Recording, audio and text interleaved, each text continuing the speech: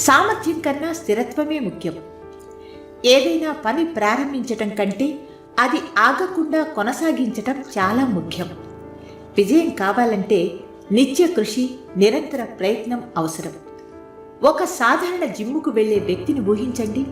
రోజూ కష్టపడి వ్యాయామం చేస్తారు. కానీ ఒక్కరోజు కూడా విసిగిపోకుండా వెళ్ళటం అంతే ముఖ్యమైంది. ఎందుకంటే అసలు ఆసక్తి లేకున్నా, ఓపిక లేకున్నా క్రమశిక్షణతో పనిచేస్తేనే నిజమైన ఫలితం వస్తుంది. సామర్థ్యం ఉన్నవారు ఒక్కసారిగా పైకొచ్చే అవకాశం ఉంటుంది.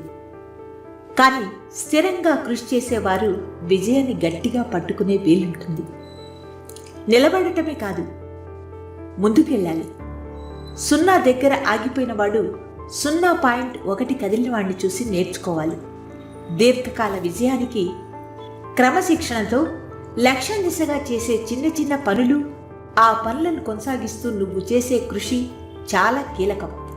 ఏ పనైనా ప్రారంభించగలరు, కానీ మనల్ని నిలబెట్టేది పట్టుదల మాత్రమే.